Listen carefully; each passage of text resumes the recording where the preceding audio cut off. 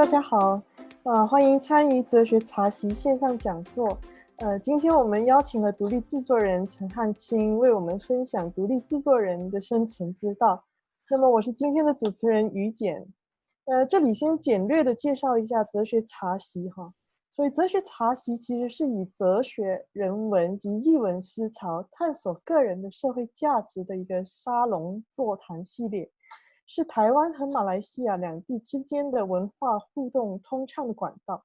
由马来西亚台北经济文化办事处主办，云手文创基金会策划与执行。这里先简单隆重的介绍一下今天的主讲人 Yukio Nita， 也就是陈汉卿。那么陈汉卿其实是表演艺术独立制作人，他涉及的制作的范畴包括现代剧场、传统戏曲、科技艺术、现代舞、街舞、流行音乐等等，实践经验非常的丰富哈。所以他曾经参与关渡艺术节、台北艺术节、台北艺术节等等的节目制作和行销。近年合作的团体包括莎士比亚的妹妹们剧团、黄奕工作室等等。目前陈汉卿也是横滨表演艺术市集或者大家可能比较熟悉就是 TPAM 的国际交流项目的负责人。所以我们这里先抓紧时间，欢迎陈汉卿。Hello， 大家好，嗨，于杰，你好，你大家好，好。好，我是这一次的很荣幸，这一次可以受到驻马来西亚台北经济文化办事处还有云手文创基金会的邀请，来做这个对我来讲很特别的一个经验的分享，就是好像是我人生中第一次做这么隆重的线上讲座。那在做这个线上讲座的时候，其实就有跟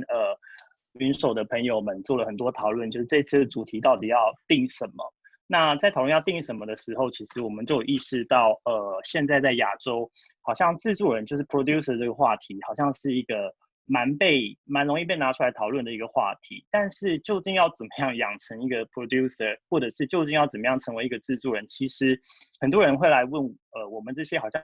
在市面上已经是独立制作人角色的人说，那你们到底要怎么成为一个制作人，或者怎么样养成一个制作人？但其实很多时候我们都很难去回答说，到底怎么样才能够成为一个制作人？所以就很开心的利用这次机会，我自己整理一下，我怎么样成为一个所谓独立制作人的经验，然后从中去看看有没有什么是可以跟大家一起分享。如果未来想要成为独立制作人，有什么样的管道可以去追寻？但从结果来讲，就是成为一个独立制作人真的很辛苦、很累、很难，所以可能大家要谨慎的考虑一下这样。好，那我现在先分享我的荧幕给大家。我其实很认真的准备了一个投影片，所以今天定的这个主题就是独立制作人的生存之道。那先简单的做个自我介绍，其实我的中文名字叫陈汉卿，但很多台湾的剧场朋友会叫我的绰号叫鬼子，然后我的本名其实叫 Yukio Nita。那大家会想说，为什么你的本名叫 Yukio Nita？ 其实是因为我的爸爸是日本人，所以我其实是在日本出生长大。那我是后来才到台湾去。那去台湾之后，就一路上并不是一开始就开始做剧场，我其实大学念的是历史。那念历史的时候就大学的时候去参加了街舞的社团，就很喜欢跳舞。然后跳着跳着就在想说，我以后好不想要当历史老师哦，有没有什么类似的职业是可以做，然后比较有趣，跟表演有关？那刚好那个时候就有一个学姐，她来告诉我说，台北艺术大学有一个叫做艺术行政管理研究所的一个研究所，你要不要去试试看？那我就觉得，这个研究所听起来好像蛮酷炫的，就是蛮有趣，可能跟我想要做的事情很符合，所以我就很认真的去准备这个研究所，然后就进了研究所之后，才正式的比较踏入了表演艺术或者是制作人的这个领域。但我其实因为我本来不是念戏剧，也不是念舞蹈，我也不是念音乐的，所以其实我进研究所的时候，就抱持有什么都学，什么都可以试试看，所以也成就或者是让我现在自己的工作是比较跨域的工作，也就是说我可能做剧场，也做舞蹈，那我也做音乐，最近也做了流行音乐的演唱会。然后也成立了一个自己的剧团，那这几年还加入了一些平台，这个部分我会再跟大家分享。那因为现在好像有点难跟大家解释我做什么，所以我其实准备了几页投影片是跟大家比较简短的说这几年我做的一些制作。那这个是关于戏剧的部分，这个是前年在台湾演出的沙妹剧团的《亲爱的人生》，还有雪与玫瑰乐队这两个作品，今年都到了新加坡或者是东京，甚至《亲爱的人生》去年去了法国做了演出。那我同时也做了一些舞蹈的作品，比较常合作的舞蹈的艺术家是黄奕，那这个是黄奕工作室的地平面以下，他有一个比较有名的作品叫《黄奕与库卡》，是跟一个机器手背一起合作的作品。对，那艺术节的部分，我其实参与过蛮多不同的艺术节，包含北艺大主办的关渡艺术节，或者是台北市的台北艺术节、艺穗节或儿童艺术节。那在这个节里面比较多负责可能是节目跟行销。那这3、4年，我主要是在日本的横滨做这个 T-POM 表演艺术交流会的 Exchange 国际交流项目的负责人。但我觉得人生真的蛮特别，就是我也不知道为什么做剧场或做表演艺术做到一半，就突然有一些流行音乐的邀约，或者是一些演唱会的邀约，所以还蛮幸运的。我跟台湾的一个歌手叫安普，或者是他原本的名字艺名叫张悬，所以我其实担任过他之前去日本跟美国演出的巡回经纪，还有他这几年的演唱会的导演组的执行制作或者是舞台监督的角色。好，以上是我个人就是这几年的工作的一些分享，想说让大家比较清楚说，哎，我身为一个独立制作人，我做了哪一些事情。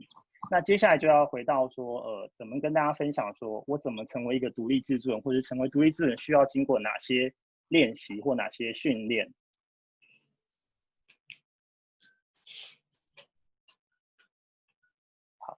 先很快速的跟大家看一下，就是我是2008年进入北艺大研究所去就读。那我相信大家想要从事表演艺术或者想要做剧场的时候，其实都会遇到一个很大的问题，就是我没有资源，我没有钱的问题。那我当时要去念研究所的时候，其实也遇到一个很大的难关，是我家里的人并不是那么支持我去台北念这个艺术的研究所，所以相对的，就是他们就希望我如果能够自己负担自己的生活或者是学费开销的话，他们就说，那你考得上你就去。所以其实为了念这个研究所之前，我其实在百货公司打工了2年左右，就存到了一点点钱，让我觉得我可以去台北生活了，我才去考那个研究所。然后考上之后就顺利的去了台北。那进了学校之后，我觉得很多时候进学校这件事情，它只是提供你资源跟提供你一些你可能可以接触到艺术家的管道，但并不代表你进到这个系所或这个学校之后，你就一定可以成为你想要成为的那样子的人。所以很多时候你要很积极，比方说我去了以后，我们班上有15个同学吧，然后我记得那个时候在自我介绍的时候就非常的紧张。因为其他的同学就说，大家好，我是那个台湾的屏风剧团，就屏风剧团是一个台湾很有名的剧团。那可能我有个同学说我是屏风剧团，那我15年左右都在屏风剧团担任行销经理。然后旁边另外一个人就说，我是某某剧团的创办人，然后我是什么舞台设计，我是什么什么什么。那轮到我的时候，我就只能上去说，大家好，我是大学历史系刚毕业，以前跳街舞，然后目前还没有做过剧场。但因为这件事情，你就会发现，你在面试的时候，同班同学很多所讲的话，你其实是听不懂的，因为他们会讲一些关于剧场或表演艺术的术语。那你听不懂的时候，其实你会觉得自己很跟不上。但我那个时候采取的方式是，如果我跟不上的话，反正同学都在身边嘛，那他们也知道我本来就不是做剧场的，我就尽情的问他们，或者是我还会问同学说，你们剧团有没有什么让我可以去实习或者是去打工的机会？所以就有一些学校的或者是同班同学的网络，让我有机会去真正的接触到剧场，无论是做前台的志工也好，或者是帮忙验票，或者是帮忙打扫也好。那因为我们的研究所有邀请要实习，所以就因为这个实习的机会，我可能在念书的时候，我就主动说我想要去参与儿童剧团的行销或创作，我就去了儿童剧团。然后可能有老师介绍去艺穗节打工，我就去了艺穗节。那后来真正有一个实习的时候，你就有一个借口，我就去了好像台北当时我很向往的一个小剧场的一个圣地，就叫牯岭街小剧场。我就想说，我总算找到一个理由可以去牯岭街，那我就很顺利的去牯岭街实习。那隔年也因为是这个很幸运的原因，我又有第2次实习的机会，我就觉得，哎，我去了剧场之后，那我想要去一个剧团，所以就去了一个台湾名字最长的剧团，叫做莎士比亚的妹妹们的剧团。那坦白说，我其实去那个剧团实习之前，我完全没有看过这个剧团的演出，我只是觉得这个剧团的名字真的蛮长。然后还蛮有趣的事情是，跟艺术家工作很多时候看的是一个感觉，所以我记得当时他们会邀请我去他们剧团的时候，是因为他们要做一个演出叫做 Michael Jackson， 那个是我现在合作导演王家明他以前的一个作品的重演。那因为这个作品里面需要跳很大量的 Michael Jackson 的舞蹈，所以呢，他们就问了我的另外一个学姐说，你们有没有认识人可以做制作人，然后又会跳街舞的？那刚好就是整个学校的我们的系上会跳街舞的，好像就只有我，所以我就很幸运的被问到。那我其实也没有当过制作人，所以我其实去面试的时候是非常紧张，我准备了大概这么厚的资料，想要证明说我好像真的跟剧场有点关系，或我可以做制作人。结果我去的时候，导演就只有问我一件事情，导演就这样看着我说，你是什么星座？然后我就说，星座我是射手座。然后导演就说，很好我是牡羊座啊，我们剧团经理是狮子座，你是射手座，这样我们就有凑齐火象星座，好，就这样决定了。然后我当下就想说，好像剧团的那个制作是可以这么简单的被决定的吗？不过因为实际上你跟这些剧团工作的时候，你会发现剧场工作很多时候就是人跟人的关系，其实是听起来很简单，那人跟人的关系是最复杂的，所以人跟人的气或人跟人的沟通顺不顺畅，有时候是先艺术家决定要不要跟你合作的先决条件。那去了沙妹之后，我隔年就也觉得，没有太多的跟艺术节有关的经验，刚好北艺大自己有在办一个关渡艺术节，所以我一样就是先自己去询问说有没有可以当工读生或可以帮忙的部分。那帮忙了大概6个月到8个月左右，开始有一些比较好的机会，比方说他们想要办户外的活动，那想要找一个人可以统筹整个户外的活动，或者是协助做国外的节目制作，所以我就很大胆的主动的举手说，我想要做这件事情。那在12年的时候，总算完成了论文，然后毕业离开了北艺大。这是我在09年的时候，一样是在北艺大期间，我去自愿去报名当学校的儿童剧团，这个天使蛋儿童剧团的兔子先生等等我这个演出。那我当下做的其实是行销的工作。那当我去做行销工作的时候，我就一直在想说，我可以在这样子做儿童剧的时候，怎么把我以前的经验结合到剧团的行销经验去。不过因为在做这个儿童剧团之前，我只有在百货公司的经验，所以我就只好回过头想，我有没有可能把百货公司的经验跟儿童剧团结合在一起。所以当时我们在做行销的时候，我就提出了几个比较大胆的想法，是我们有没有可能把这些儿童剧的演员带到百货公司的书店去做快闪的表演，或者是刚好当时台北有一个叫金华城的地方，它有一个让小朋友扮演不同职业的一个有点像游乐园，叫做 Baby Boss。那刚好我也有跟金华城的人有认识，所以我就透过关系去问说，你们里面有很多职业啊，那可是我有上网看过，你们里面职业没有演员，没有服装师，没有化妆师，那你们要不要跟我们儿童剧团合作？我们每个礼拜周末就去，然后让小朋友可以体验当演员，可以体验当服装师，可以体验当化妆师。那他们听到这个当然觉得很新奇，因为从来没有人跟他们提过，所以我们就去了。那去了以后呢，就是小朋友扮演完那个演员啊，或扮演完服装师、化妆师以后，他们都很开心。我们就会在他们耳边说，那想要看更多的戏剧啊，就是接下来我们会演一个叫兔子先生等等我的表演，要回去跟爸妈讲哦。然后这个东西就好像蛮顺利的结合到原本这个儿童剧团触不到的群众。那接下来这个是刚才讲的我的第一次人生的实习，去了这个牯岭街小剧场艺术节。那我原本觉得实习的时候应该是会有很多人会带着我做事情，也就是说你可能前面会有一个指导的人，他会告诉你说，你接下来要做什么，你要做什么。但是很不巧的，我本来其实是以执行制作的助理的身份，想要去实习生的身份去。结果我去面试的那一天，对我又是遇到人生中很多面试的难题。我去面试的那一天，就我本来要带领我的那个指导人，他就告诉我说，因为他身体不适，所以他要退出这个小剧场艺术节的制作专案，所以就麻烦你勇敢的成为执行制作或者是比较协同制作的角色。那我就听到这个消息，我就觉得啊，好惊恐哦，但又觉得是一个很好的机会，所以我就觉得那我要努力试试看这样子。好，试试看的时候其实这个艺术节对我来讲是一个很大量快速的经验累积，因为它其实每一个礼拜会有2个团队去台湾演出，一个是台湾的团队，一个是外国的团队。那它是连续4个礼拜，也就是说我会接触到8个各个不同的领域的团队，可能有包含戏剧、舞蹈、音乐等等的团队，所以我每个礼拜就过得很充实，因为我一个人要面对这8个团队，然后还有很多的，比方说外国的艺术家来的时候，我们要注意什么事情，我们要怎么样帮他们安排住宿等等等等等。再加上当时因为我其实还是学生的身份，其实手上的资源或者是我也没有太多的存款，所以我其实每一天骑机车从学校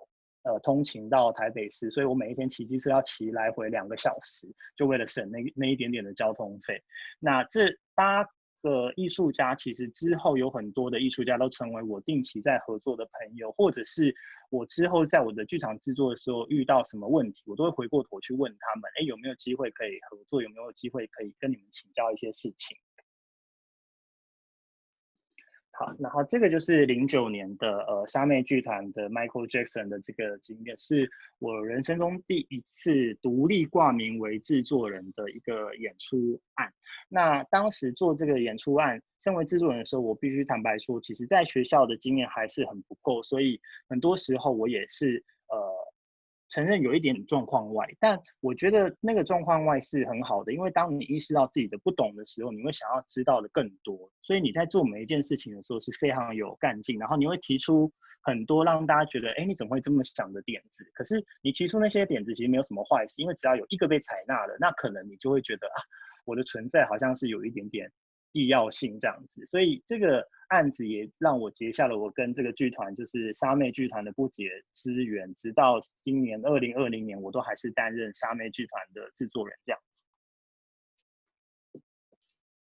好，那在09年到18年很长的将近10年的期间，我一直跟台北市的文化基金会有合作。那一开始可能是以 part time 或者是打工的关系去加入艺穗节。那后来因为你每一年固定的跟这些人相处，你也了解这个节的运作的时候，你听到艺穗节或者是艺术节好像在争，比方说行销或者是节目制作或者是地陪。我们其实常常会遇到有一个是这些国际艺术节，他们需要有一些 local 的 staff， 就是当地陪去接待艺术家、陪伴艺术家，那其实是一个很好接触艺术家的机会。我就蛮积极的跟这些艺术节想要建立比较好的关系，所以就很希望说能够多参与一点点，所以也让我在09年到18年一直固定的跟这几个节做合作。好，这个是我的那个北艺大的研究所的毕业的照片，就是毕竟我们是艺术大学，所以大家毕业都会蛮搞怪的。我就带了一个很大的啾在那边，然后当时我们的校长是朱宗庆老师，反正他人也蛮特别的，所以他也没有对我说什么。对，这边想要跟大家讲，我其实是因为我原本是在跳街舞的身份去念研究所，所以我其实在念研究所的时候一直有一个愿望是，那我想要在剧场里面做一个跟街舞有关的作品，所以我就在2010年的时候，第3届的台北艺穗节就自己第一次做了一个跟街舞有关的作品，找了我最喜欢的台湾的街舞的舞者们在艺穗节里面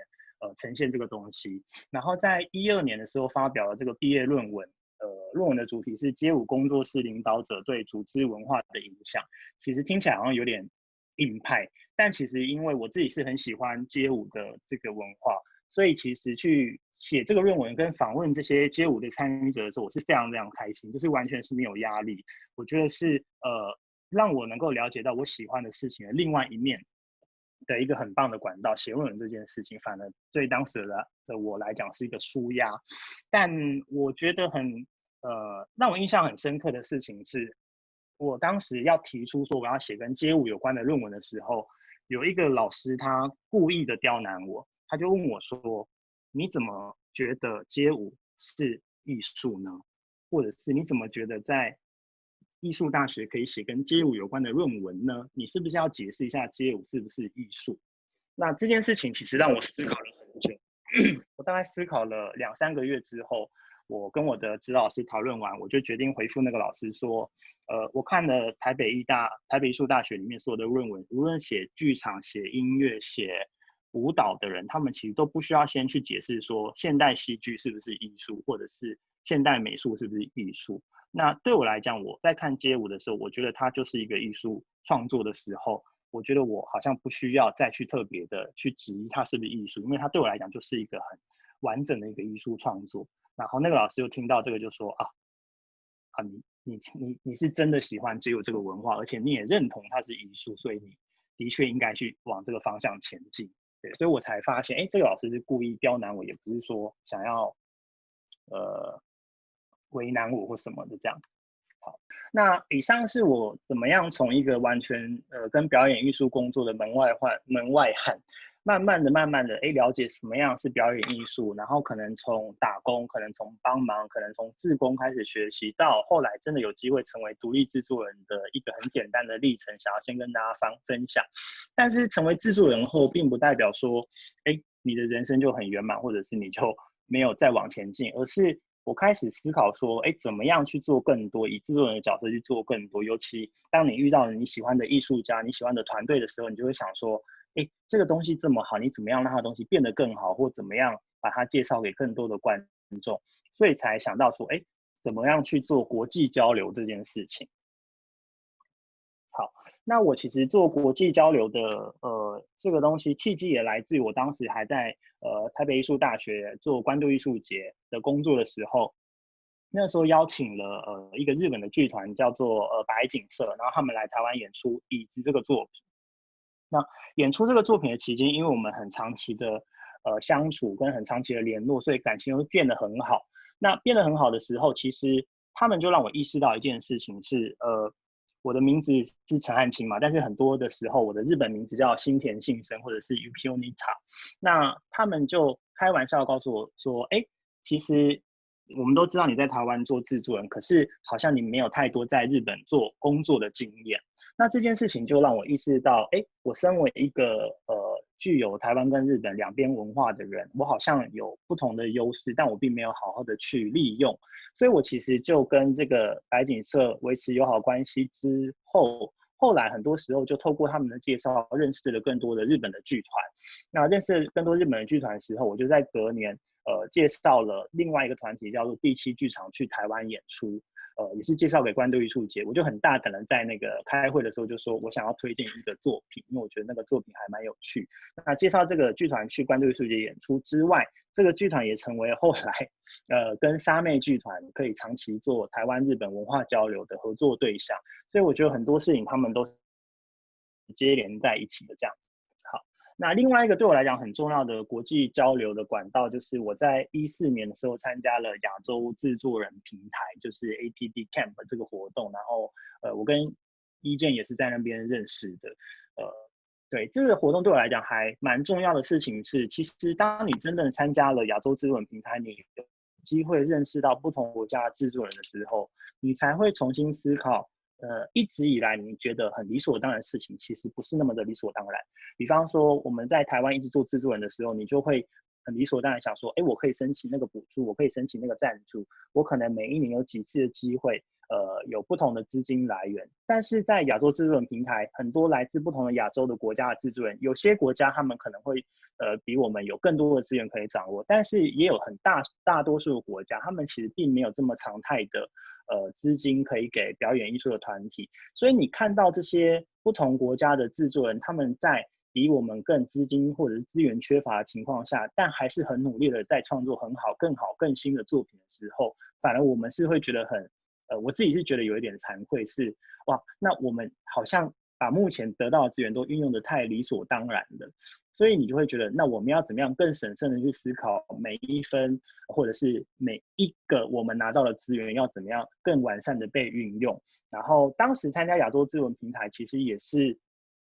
他也不是说我就坐在家里或我坐在办公室，然后就有人打电话来问我说你要不要参加 APP Camp，也不是这样，而是我刚好当时在做关渡艺术节，在北艺大的时候，然后亚洲制作人平台的发起人那个韩国的制作人 Q， 他就住在北艺大。那所以呢，我就听闻说有一个韩国的制作人住在北艺大，我就跑去跟他问好。那跑去跟他问好之后，我们就一起吃了早餐。他就告诉我说，他想要办一个这个亚洲制作人平台，如果你有兴趣的话，可以参加。那我当下也觉得是一个很好的机会，很想参加。但是他离开台湾之后，我就短期内就得不到任何的关于亚洲制作人平台 APP Camp 的资讯，所以我就写信问他说，这个 Camp 你们会怎么样甄选，或者是其实不会甄选，就是已经办完了之类的。后来他就告诉我说，这个 Camp 台湾会找表演艺术联盟合作。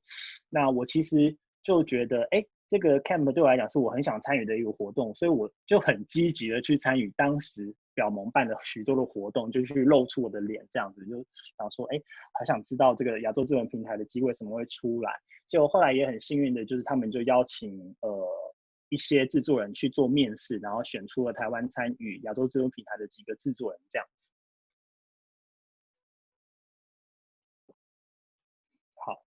所以在成为国际制作人或者是成为独立制作人的时候，我其实在这几年才开始比较意识到，有很多的思考层面是我们要不停的提醒自己，因为我今年可能是成为独立制作人的第11年或第12年左右，我一直到很后期，大概做了8、9年的时候，才有时间跟比较多的脑袋可以去重新整理自己的时候，就发现，其实制作人有很多时候我们都很缺乏主动性，就是现在投影片的最后一页，就是主动性在哪里？也就是说，很多时候我们会觉得自己是制作人，但其实我们做的工作是执行制作，也就是说，我们是在等艺术家来找我们说，艺术家想要做这个作品，那你要不要来帮忙协力？但是我觉得，如果你今天想要成为一个独立制作人的时候，你必须要有更强的主动性，然后你同时也要意识到，我们并不是一个创作者。所以，我身为一个独立制作人，我其实不太去干涉艺术家的创作，但我可能会以制作人的角度去思考，比方说，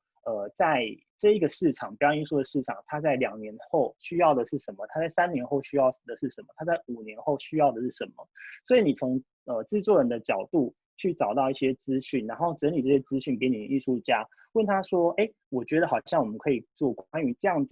主题的东西，他们有没有兴趣？所以，制作人自己思考说，比方说你想要做国际合作，你想要带作品去巡回演出，你想要做一些特殊议题的东西的时候，你其实必须要去找到伙伴，然后你找到伙伴以后，一起从零开始做制作的时候，你对你做出来的这个产品，你会有无限的爱情在里面，因为那是你跟艺术家一起创作出来的东西，而不是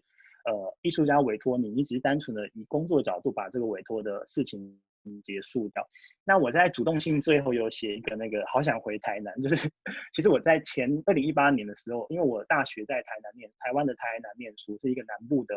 地方，然后我在后来去台北之后，我心里一直有个念头是，我好想回台南，好想回台南，好想回台南。就因为好想回台南这个很简单的概念，我后来就做了一个跟台南的高中生合作的作品。那这个作品等一下如果有时间会想要可以介绍给大家。好，那第二个我想要跟大家分享的关于独立制作人的思考，其实是关于独立制作人的角色定位。也就是说，我常常会在想说，今天制作人如果做的事情是一样的话，那为什么市面上的独立制作人有些人可以做到这个程度，有些人会做到这个程度？那其实对我来讲，其实很简单，就是我之前好像有在别的场合有分享过，我觉得很像是制作人啊，他其实他不是料理的那一个人，但是制作人是把许多食材、不同的材料准备好的人。那你把这个材料丢到那个锅里，你就会相信这些材料们他们会有很好的化学反应。但身为制作人，我毕竟不是艺术家，我不是厨师，我不会去说你要多加一点盐巴，你要少加一点糖，我不会去指导他做什么，我也不会把手伸进锅子里面。因为当你相信你你准备出来的这些食材，它会有很好的化学反应的时候，你其实就要相信你的艺术家们，他们会如同你想象的给很多的很好的 feedback， 但是你不要你不要插手做艺术创作，因为毕竟我们的工作不是创作者。那所以我就会常常思考说，那身为一个独立制作人，我自己的特别之处在哪里？如果今天这一个演出它不是我做制作人，他找其他人制作人也可以做到一样的话，那我的必要性在哪里？所以我就会重新的去思考我自己比较与众不同的身份，比方说我自己可能有日本的身份在身上，我自己有跳过街舞，我自己做了很多不同领域的专案，有流行音乐、有剧场跟舞蹈，所以我可能比较能够跟不同领域的人沟通，了解他们在想什么。还有我自己的蛮无聊的特质是我走路非常的快，那我走路非常的快的这件事情也会影响到我讲话跟我的思考逻辑也比较快这件事情。那可能就会有一些艺术家或一些团队觉得，我是一个比较快可以脑袋思考比较清楚，然后跟比较能够在一个中间立场跟大家讨论的角色，那可能是我是一个独立资文的角色定位。那最后一个想要跟大家分享的事情是，我觉得独立资文，因为我们身为无论是独立资文或不独立的制作人，其实都有一个特色是非常非常的忙碌。那个就是你忙到你的工作，你没有办法停下来好好思考，说我自己要怎么样子的生活，或者是我下一步要做什么。所以我觉得，自己一定要好好的先把自己的生活安稳下来，然后试着去投资自己。可是很多时候我们会，早期我就觉得投资自己这件事情很不可能，很遥不可及，因为我们又赚不到太多钱，我们又没有太多的资源，你怎么去投资自己？可是对我来讲，像刚才分享下来，我许多投资自己的方式是我去找跟剧场或者是跟表演艺术有关的工作，然后去接触艺术家，那也是我投资自己的一个方式。那我们可能缺乏的是语言能力，那你有没有可能在比方说像现在我们附近有一些教会有一些语言交换的机会，你其实也可以利用这样子比较不用花太多资金的机会去投资自己。所以你投资自己，你想要得到的是什么？你想要经过什么样的管道去让自己变得更好？这个都是我们需要停下来花一些时间想的。因为我不知道于简会不会有这个感觉啊，就是说我们身为独立制作人，我们常常就是这样很严格的面对艺术家，就会这样审视他的作品。你的这一次的作品怎么没有做的比以前更好？或者是你怎么这一次好像有一点懒散，有点什么？但其实制作人也是蛮需要被审视的，就是说可能我的艺术家都人都蛮好的，他们不会这样反过来。可是有时候我会觉得，当艺术家一直往上成长的时候，你身为一个制作人，你如果没有跟着他一起成长的话，那其实很多时候合作关系是没有办法继续维持下去。所以我会希望大家我们可能一起努力，就是在无论是缺少资源或者是没有资源的情况下，我们有没有可能找到一些方式是可以投资自己的机会？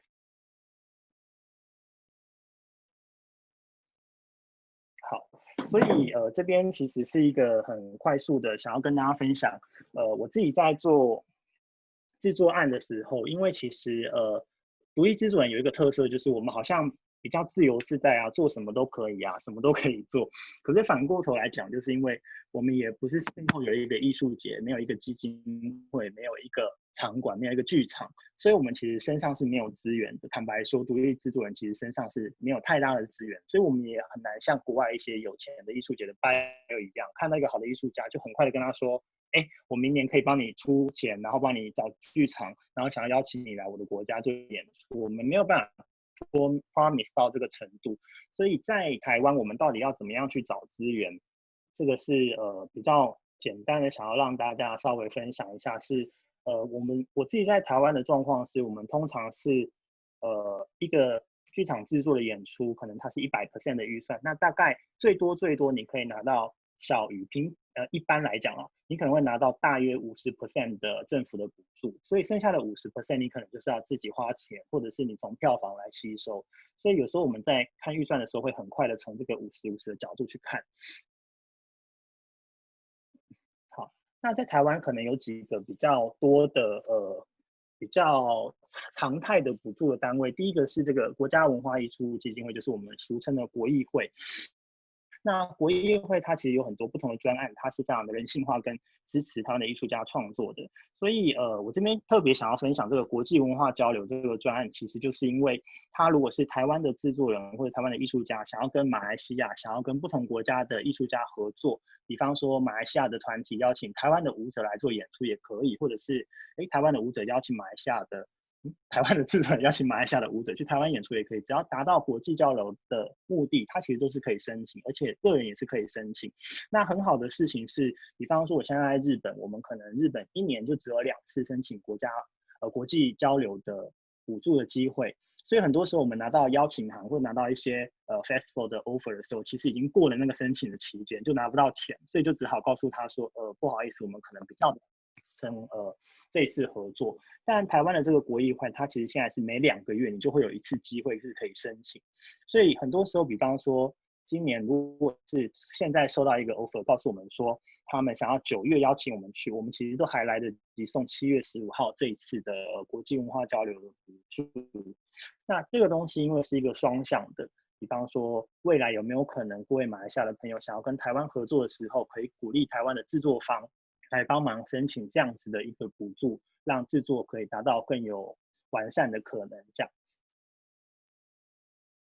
好，那我们当时申请的这个国议会的这个国际交流补助，其实我就决心要带的一个作品叫做 Zodiac。Zodiac 是我固定合作的莎士比亚的妹妹们的剧团，一个大概10多年前的作品。那当时为什么想要重新 produce 这个作品的原因，是因为，好了，这个有录影，但我还是要讲，就是因为这几年我的艺术家王家明导演他做的作品规模都太大了，意思就是说他动不动的演员都超过10个、20个，然后可能的剧场的规模的大小也是比较大。那其实在规模比较大的情况下，不代表作品不好，但是你带出国的时候，其实你的 risk 或者是你的成本就比较大。所以有时候国外的艺术家，当他还没有真的看过你的作品的时候，你突然就要他买一个很大规模的作品，其实是很困难。所以当时我就决定，那我们有没有可能，我们先做一个小规模的作品，然后让它可以被巡回，然后透过这个作品让大家更认识莎妹剧团，更认识王家明导演。之后我们把更好的作品、更大的作品推荐给他们。所以当时就选定了 Zodiac， 其实很单纯，因为他的演员就只有2个人，然后我们就决定重演 Zodiac 的这个作品。那你们会发现，我们演出在日本的剧场就是白景社，就是我刚刚在关渡艺术节跟他们成为好朋友的那个剧场。所以其实你认识艺术家之后，跟他们长期维持关系，真的有一天他们会成为你很重要的一个后盾，这是我觉得很重要的事情。那我们在台湾巡回了台北、园林、高雄、台南这4个地方，然后去了中国，去了日本的土浦跟东京2个地方。那很特别的事情是，你会看到左边第一张照片，它的场地有点奇怪，就是它不是一个剧场，它又是回到我当时说的，就是当我们在设定巡回的时候，我就觉得好像可以去台南，可是台南当时并没有资源，也没有剧场，我就回过头去问我当时在台南工作的百货公司说，你们要不要来做一个百货公司的活动？反正你们有行销的预算。然后他们就说，可以啊，但是我们的行销的预算是 for Halloween。那我就说，Halloween 很适合，因为 Zodiac 是讲一个杀人犯，所以其实是可以制造一个惊悚的感觉。那后来我们就去看了场地之后，就决定说，我们在他们底下的溜冰场，它其实是一个溜冰的地方，就是一个冰上，然后我们做一个短版15分钟的作品去巡回在台南这样子。所以其实很多时候你以前累积的网络或资源，你看起来好像跟现在没有关系，但仔细去思考跟仔细去想的时候，其实它还是有很多可能性是可以制造这样子很特别、很惊奇的经验。好，那这个就是刚才跟大家介绍的，我们跟日本合作了3年的计划，这个是台湾国艺会的表演艺术发展专案。那因为这个可能就是一个比较简单的 case study， 我就先慢慢的跳过这样子。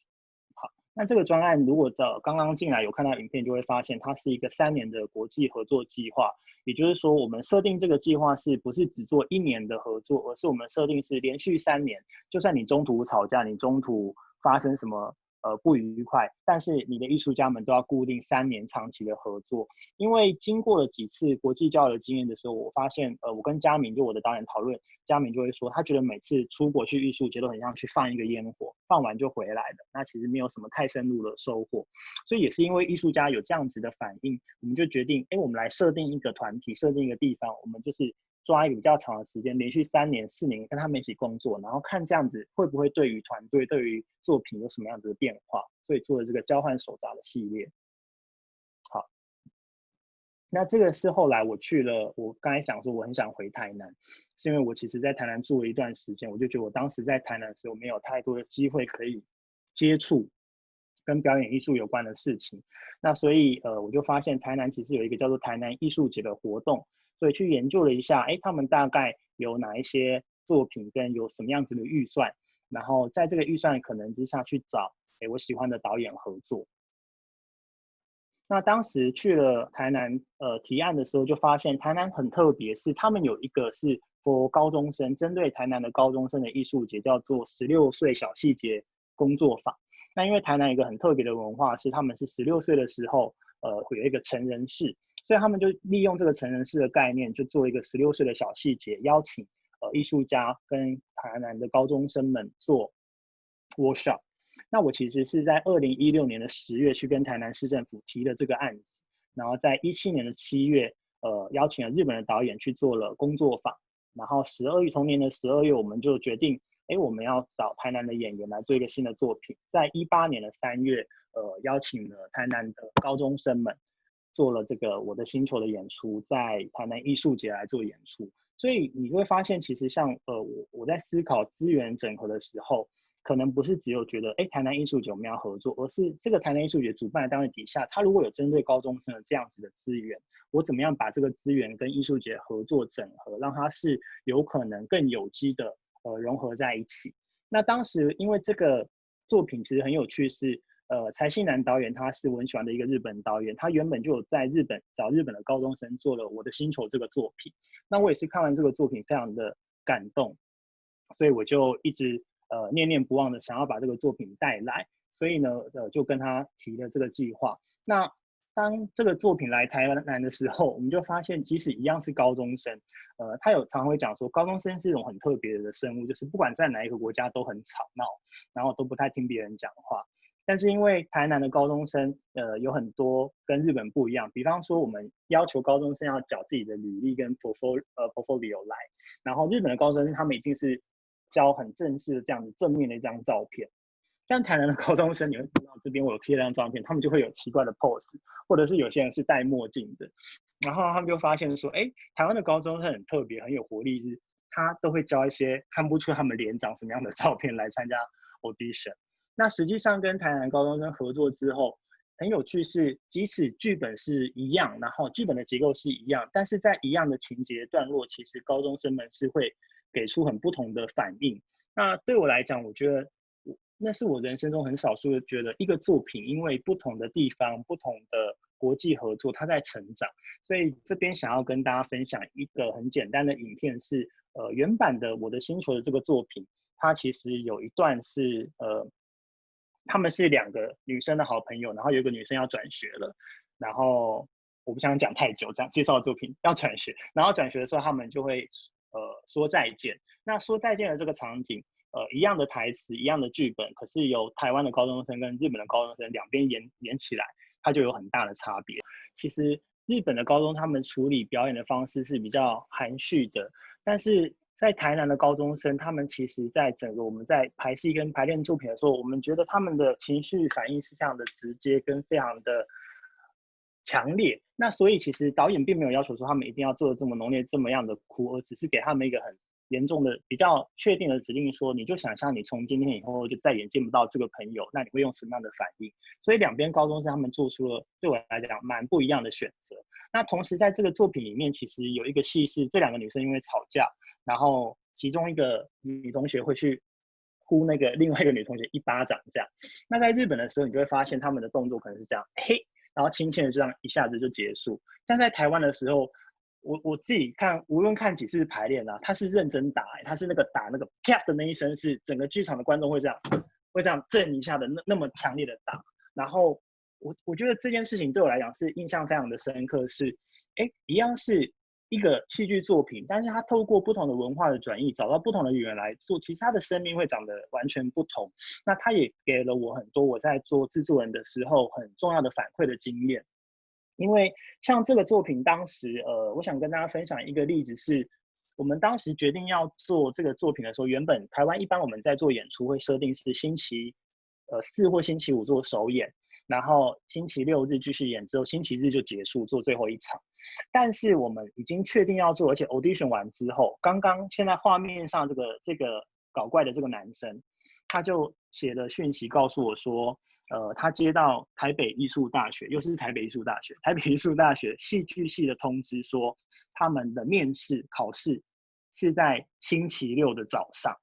然后我就当下觉得晴天霹雳，我就心想说，天哪，所以你星期六你要去台北做面试吗？他就说，因为考北艺大戏剧系是他的梦想。那我就回过头去跟我的导演讨论，我就说，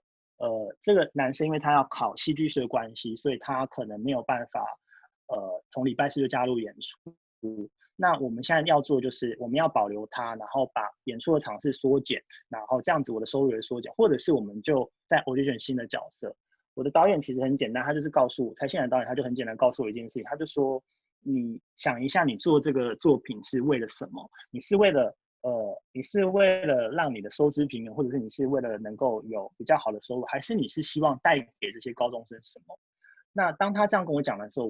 当下我就决定，好，那我们就从礼拜六晚上开始首演。他礼拜六就去考北艺大，我就还派了我的学弟，他一考完试就骑机车载他去搭台湾的火车，然后回台南。我们就等他回来之后再演出这个作品。所以蛮特别的是，这个戏就是星期六的晚上开始演，然后礼拜天再演了2场，只演了3场就结束。但对我而言，虽然因为这件事情的发生，我们真的少了1场或2场的票房，让整个收支有一点点没有办法被平衡。可是当你看到这些参与的演员，或者是来看戏的这些朋友，因为这样子的经验而被改变的时候，你会得到一个身为制作人一个很不同的成就感。但我们有时候成就感会觉得啊，这个 production 没有赔钱，或者有赚了一点钱，它当然也是一种成就感。但是你看到这些高中生们活生生的被改变，然后还有包含刚刚在演出的2个女生，其中一个女生她是在学校因为有一些个人的状况，她其实暂时的没有去学校。然后她演的每一场，她爸妈都有来看。她演完的时候，她爸妈很开心的告诉我说，就是她女儿跟她说，她想要鼓起勇气再去学校念书，去接触人试试看的时候，我真的有一种就是觉得，天哪，我做制作人做10年，不就在等这一刻吗？就是去帮忙一些人找到了新的希望跟新的想法这样子。所以这个制作对我来讲，虽然说它我们严谨的来讲，身为一个你要掌控预算或掌控资源的制作人来讲，它赔了一些钱，以制作人的角度来讲是不及格的，但是他也给了我很多重新审视我到底想要做什么，或者是我未来想要做什么的空间，所以他也让我有了一个很好的学习。好，那持续的跟这个柴信然导演合作之后，我就想要再做他的另外一个作品，所以我就这个是跟另外一个文化部申请的合作作品的机会。那想要在这边跟大家分享，是因为我会故意把期程写在上面，是因为我们在做国际交流的时候，如果你是独立的制作人，就是重复讲，我们身上是没有资源、没有资金、没有剧场的时候，我们能够做的是什么？我们更自由，我们有更多的时间跟空间，所以你有更多的时间跟空间去好好的跟你的艺术家，你喜欢的艺术家，花时间去培养出感情，跟一起讨论要做什么。所以像刚刚的我的星球，它大概也是花了3年的时间才从开始讨论到完成。那另外一个作品，这个我并不哀伤，是因为你离我很远，也是从2015年的时候，我第一次看到这个柴信然导演的作品，然后我被这个作品感动的不得了，所以我人生中第一次去了后台，我就在那边等导演出来，然后导演出来之后，我就跑去跟他握手说：“你好，你好，我是Yukio Nita， 这样，我希望未来能够有一天跟你合作。”然后我就走，我就想说这个导演一定觉得我应该是一个变态或者是一个奇怪的粉丝。那后来有了这一次接触之后，我就跑去问了 APP Camp 里面的日本的制作人说：“你们有没有认识他？有没有人跟他工作？我想要跟他合作。”那刚好有一个是有跟他合作过的经验的朋友，他就介绍我们认识，所以我们才开始了合作的计划。但因为一开始开启合作的计划的时候，你根本还不知道要做什么，你也很难去申请资源，然后再加上我不是在基金会或剧场工作的人，我并没有太好的资金，所以我其实自己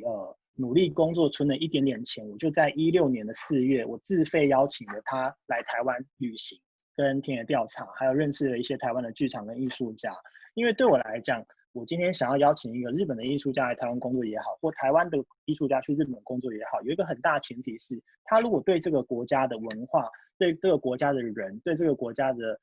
演员或者是内容没有感情的话，其实我等于只是花钱买他的东西来，但我想要做的事情不是这样，而是我想要做的事情是让他跟我喜欢的国家跟地方发生关系。那从此以后，即使不是由我做制作人，他可能也会想说啊，好想去台湾，好想再去跟台湾的艺术家合作。那这个才是我想要做国际交流的目的。所以我就把他带来台湾，正式旅行，然后他就住在我家，我就从我家整理出一个空房让他住。那当然，我的艺术家也接受这样的条件。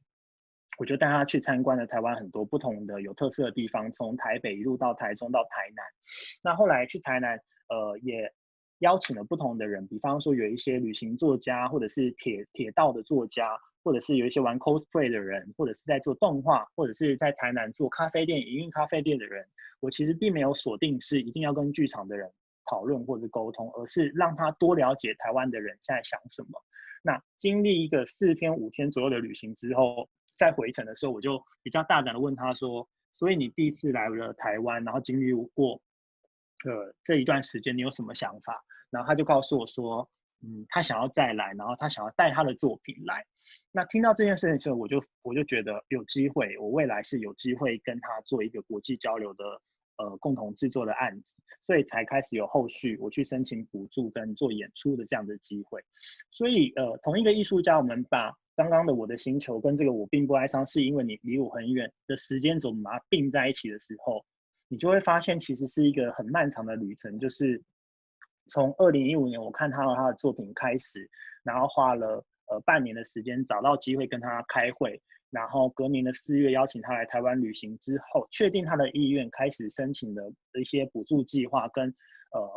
找了不同的资源，到实际这个专案完成了台北场的演出，其实是历经了15、16、17、18 4年以上的时间。那4年以上的时间，其实推出2个作品，对独立制作人来讲，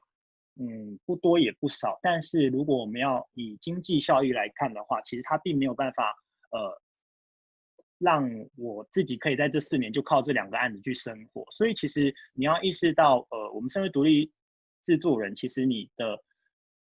的弹性是有的，你的自由是有的，你的空间是有的，但是你要试着，你要怎么样让你的比方说你要怎么样维持你的生活，让你的生活不至于绑住你想要做独立制作人的事情，或者是你有没有办法忍受比较最低限度的生活？那这个很多时候是我们要去跟艺术家共同讨论。比方说，我就很直白的跟这个柴信男说，他要来的时候，我可能只能让他做LCC，就是联航，那可能联航就没有食物，那他只能住在我家，因为我也付不起饭店的钱。当这个艺术家他愿意跟你这样子一起在比较艰困的条件往下走的时候，那我觉得很多时候是2个人一起在努力去寻找更多的资源。所以他也在日本很努力的，就是把这个作品推荐到东京艺术节，所以最后这个作品是在东京艺术节跟台北艺术节2个艺术节去完成的。好，那所以在这边就是因为在自己经历过这几个制作案的时候，我就发现我在做独立制作人的时候，我会有3个不同的角色。那刚刚有提到的，比方说我会有这个 introduce， 就是我是介绍艺术家，或者是我是 coordinate， 或者是我是一个 co-producer 的角色。其实这3个是我这几年，包含我目前都比较在做的事情。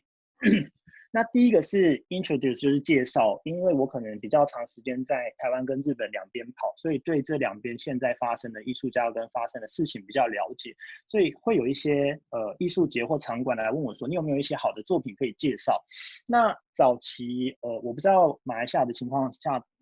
怎么样，但早期比方说台湾。有一些台湾人比较早去中国发展的时候，那些去中国发展，他就想要把他的资源都尽量集中在他手上，也就是说，他想要成为一个比较独立的经纪人。所有的台湾团体去中国演出，都希望是经过他的手这样子。他想要比较垄断或比较把他的资源放在他自己身上。但对我来讲，其实因为我自己一个独立制作人，我也做不了那么多事情，而是如果能够把我喜欢的艺术家介绍给其他人制作人，那其他制作人把他带到台湾，其实也是很好的事情。所以我其实做了蛮多介绍的这件事情。但后来仔细发现，你会发现，即使我们只做这种 introduce 的介绍的角度，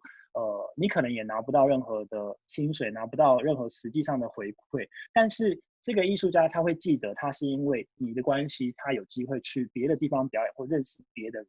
所以这个其实是让你的人际网络能够维持的一个很好的状态。而且还有一个很重要的事情是，我常常会提醒自己是独立艺术工作者或独立制作人，我们很多时候都会控管钱这件事情。很多时候真的会为了不想要赔钱，或者是不想要让这个作品让这个作品因为收入的关系而无法被完成。很多时候我们会很强烈的去掌控钱，可是你工作一段时间，你也会回想到很多事情，是很多东西是你即使花再多钱也买不回来的东西。比方说，你为了这一次不要赔钱，你去砍了某一个艺术家的performance fee， 那可能这个艺术家他对你的信赖感就会打一个折扣。可是你未来的3年或5年，你必须要花更多的时间、更多的成本，去让这个艺术家重新信赖你。所以对我来讲，其实常常是一个权衡的关系。所以有时候就不是在一个作品去思考，而是在一个3到5年好几个作品里面去思考。所以我自己会做蛮多这种介绍的角色。那它可能不会是我的收入来源，但是我也很希望可以看到更多人很活跃在国际市场。那第二个是coordinate， 是因为我在不同的艺术节工作，那所以有一些艺术节来的时候，比方说日本的团体去台北的时候，或台湾的团体日本的时候，我就会比较有机会成为这个 coordinator 的角色。那这个 coordinator 的角色也很多时候是因为被我介绍的艺术家，他们会希望我来担任 local 的这个 coordinator， 所以我也因为这个介绍得到了一些工作的机会。那最后一个就是我现在比较 focus 是在做co-produce， 就是共同制作的这件事情。这是我觉得在国际交流上未来也会是一个趋势，因为全体的表演艺术市场它其实不是那么大，再加上大家可以用的资源比较缩减的关系，其实像以前那样子去买一个很好很棒的作品来，这件事情变得更困难。大家都想要做跟自己有关的版本，所以我觉得我们身为独立制作人应该更去思考如何达到做 co-produce 的可能。这样好，那这边就是分享，就是跟国际共同制作的独立制作人的时候，我们其实要做很多跨文化的沟通。那跨文化的沟通不是需要做准备功课的，那些准备功课其实往往并不是只有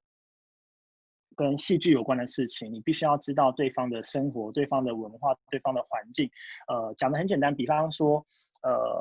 这个艺术家，如果你没有预先知道他吃素，然后他是一个 vegetarian， 然后你把他邀请到台湾，你给他的便当全部都是荤食的时候，那其实他就会觉得，哎，你怎么会就是没有先理解这件事情？或者是有一些国家他可能有不同的风情文化，他们进剧场的时间是很重要，一定要放满1个小时的休息时间。那其实你在尊重文化的前提去理解，然后在共同工作才是更重要的。所以每次我要发起一个跟不同的单位，因为我其实也不是只有做台湾跟日本，像黄奕工作室就很常会跟德国或者是之前我跟荷兰的艺术家合作。那刚刚讲吃这件事情，因为黄奕工作室跟荷兰的艺术家合作，我就被对方提醒说荷兰的人胃口都很大，所以你们要多准备一些食物。那因为我们台湾一般艺术家来，我们就准备那种 lunch box， 就是一个便当。后来就是因为被提醒这件事情，我就准备了每一个人是 double 2个 lunch box， 结果2个 lunch box 对他们来讲还不够，所以我还要准备另外一个 catering 的一个这种，就是随时要摆满饼干食物这样子。但是因为这件事情对方工作愉快之后，其实我觉得在剧场里面，我们因为人跟人的工作真的很长时间，所以我觉得愉快的气氛是很重要的。那这边跳一个，就是因为刚好讲到气氛这件事情，就制作人这个中文上的名义就是制作人嘛，但我们到底制作什么？因为我们根本就没有，我们没有实际上 produce 任何东西，我们没有生产任何东西出来，我也没有画画，我也没有跳舞。以制作人来讲，但以这几年的经验，我常常就会提醒自己，其实 producer 他其实有 produce 一个东西，我们是 produce 一个很好的工作气氛给所有的成员，所以那是我们的产品。如果你身为一个 producer， 你没有办法 produce 出这一个好的工作气氛给你的团队的话，你有再好的艺术家，做出再好的作品，可能都没有办法持续下去。所以我最近在做 producer 的时候，我其实会比较提醒自己说，我跟这些人讲话的时候，无论他们的经历、他们的背景是什么，我要去思考他们想要，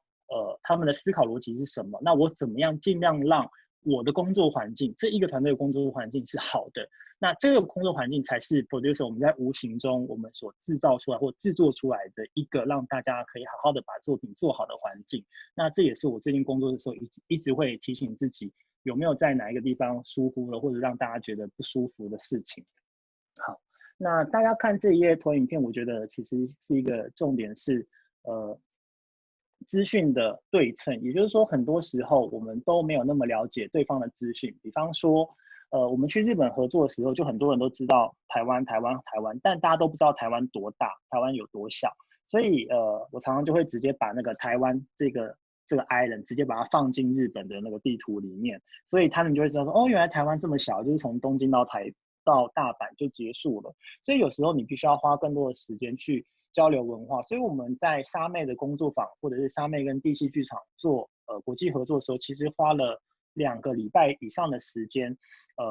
尤其是在制作最后一个咖啡时光这个演出的时候，因为他想要从各个文化的日常生活去下手，所以我们就从每一天，早餐你吃什么，你怎么样倒垃圾，你怎么样洗衣服，洗衣服晒在室内还是晒在室外，然后你洗衣机是一天都可以洗吗？还是说你洗完衣服以后，其实白天可以洗，晚上不能洗？光是这些芝麻蒜皮的小事，其实都有很多事情可以讨论。还有你在小学念书的时候，你是自己带便当去，你的便当是冷的还是热的？那还是说学校是有食堂？那从这件事情就讨论出，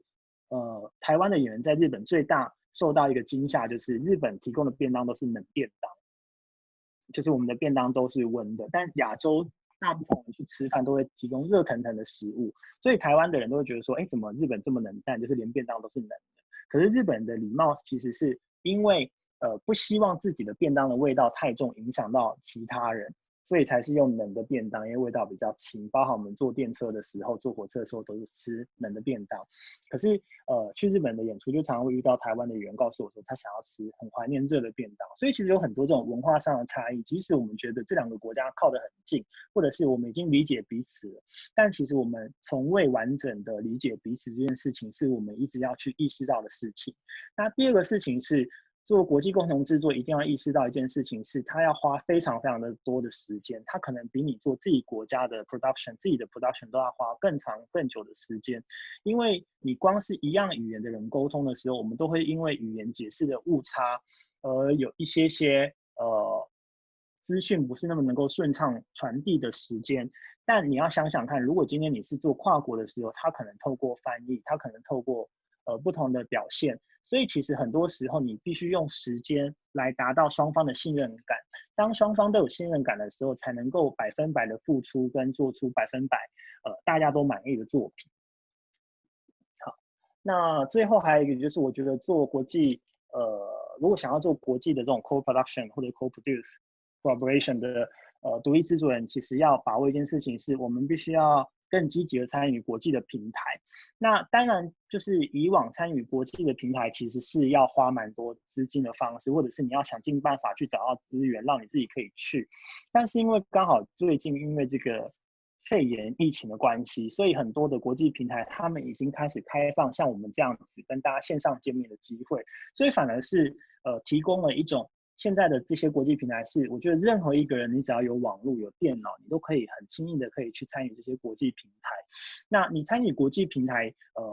本来你要花的成本可能是有你的交通成本跟住宿成本，这2件事情已经不在了。你可以用 online 的方式去参与国际平台，但是要提醒大家，参与国际平台的时候，你一定要有非常非常妥善的准备。那些准备不是说我们当然会知道要准备好自己的作品的履历，或者是介绍艺术家的履历。但这些东西是很基本的，而是你参与国际平台的时候，你要花时间去 study 有哪些人参与这些国际平台，甚至你要定出很清楚的定义，是我想要跟谁碰面，我想要跟谁搭上关系，我想要跟谁讲到话。如果你没有目标去参与国际平台的话，你其实就很像是去一个有正在发生 festival 的地方旅行，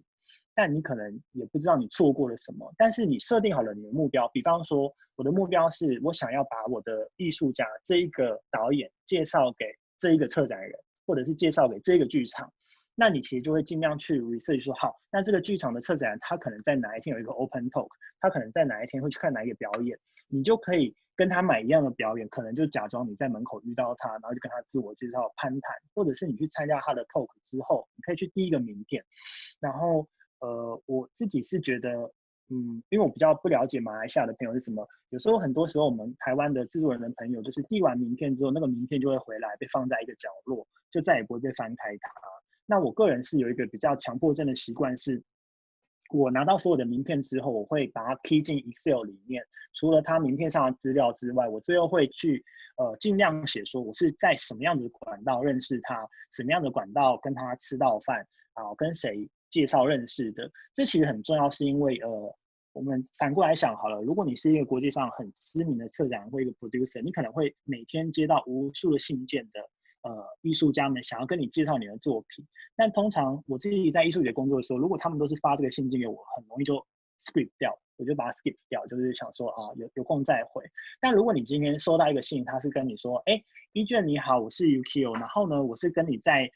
日本的东京吃了温蒂汉堡，然后中间还拉肚子跑去上厕所的人，如果我写到这个程度，你会不会把这个信看完？其实会，你就会知道说，哦，你其实记得我是谁，然后你也知道我们发生什么事情，会有一个亲切感。所以对方只要脑袋里面浮现你的长相的时候，他就比较有机会把你希望他阅读的资讯给读完。那这是我自己在参与国际平台的时候，我自己会蛮在意的一件事情，因为我个人对于就是一样的信件一直 copy paste， 然后送过来的东西，我其实也比较少时间会把它完整的阅读完这样子。好，以上是今天这个比较快速因为我讲话真的很快，所以我希望大家如果有听不懂的地方，可以尽量的问我，然后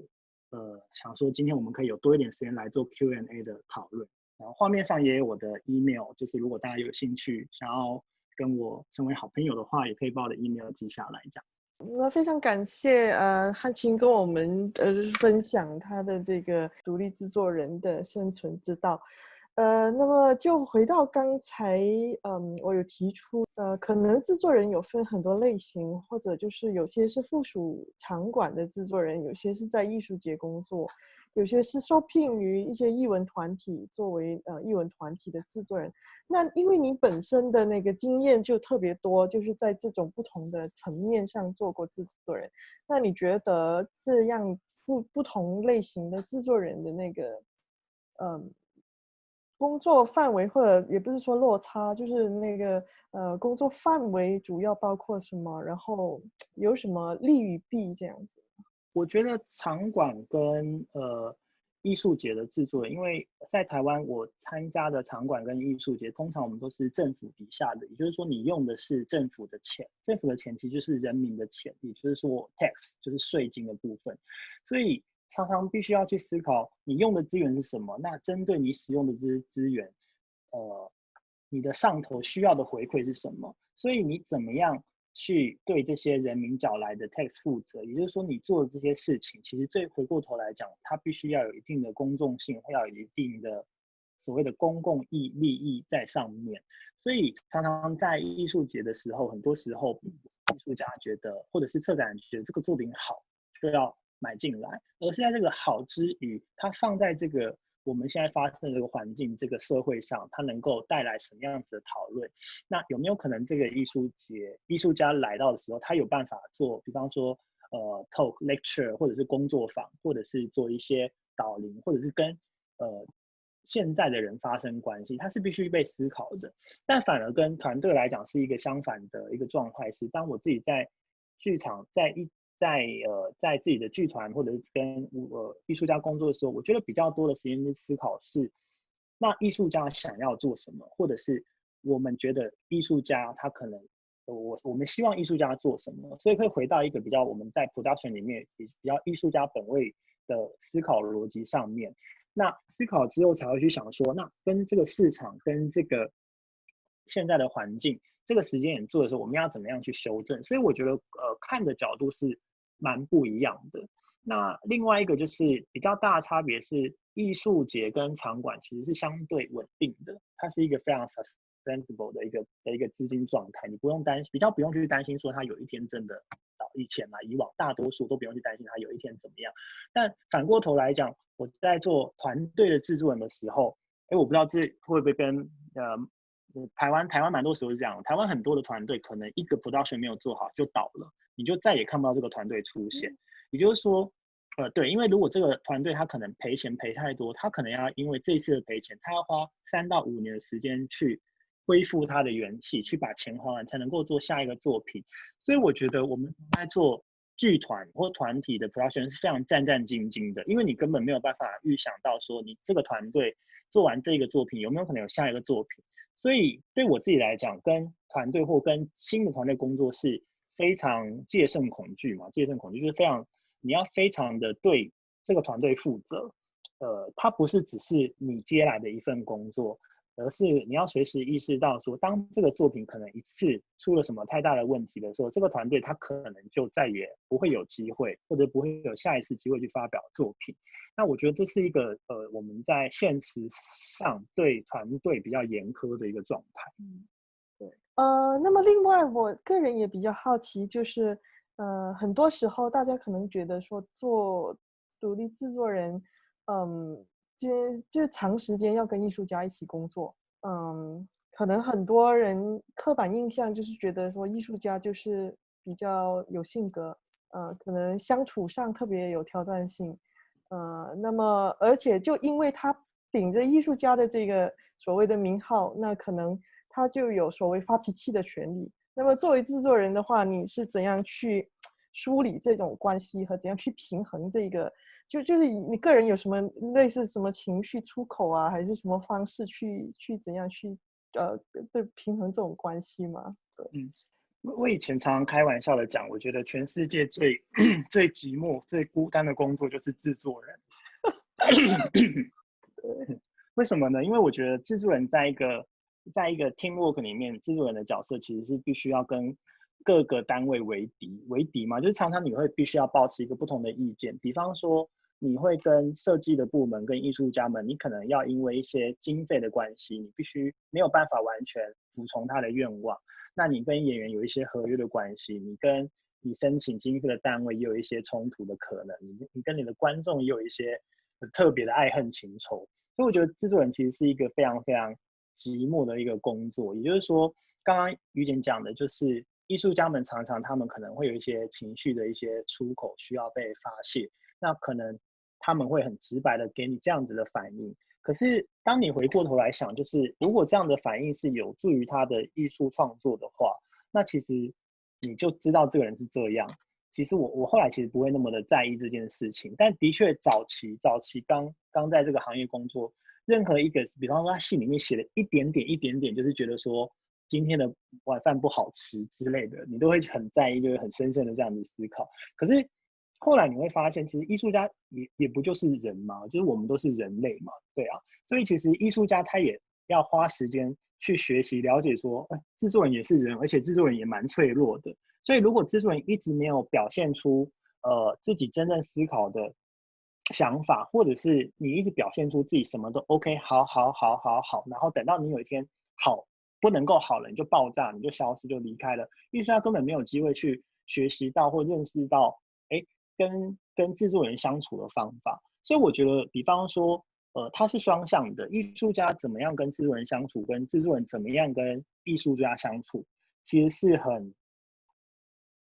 需要双方一起努力。那对我来讲，我自己现在找到了一个方法是，我觉得你要当一个独立制作人，你要好好的跟一个艺术家，或者是你要跟表演艺术，你要跟戏剧维持一个良好的关系，是你要跟他维持一定的距离。就是我自己是觉得，你很喜欢一件事情的时候，常常我们人在喜欢一件事情的时候，会因为爱得太深，你会无法放手。那你无法放手之后，当这个东西离开你的时候，你会得到很强烈的打击、跟冲击、跟沮丧。可是如果你能够好好的跟你喜欢的东西维持一个距离的时候，它才是你好好的跟你想要跟这个喜欢的东西维持更久远关系的一个方式。所以我其实最近也在学习，我怎么样跟我喜欢的表演艺术、喜欢的剧场工作维持一点点距离。比方说，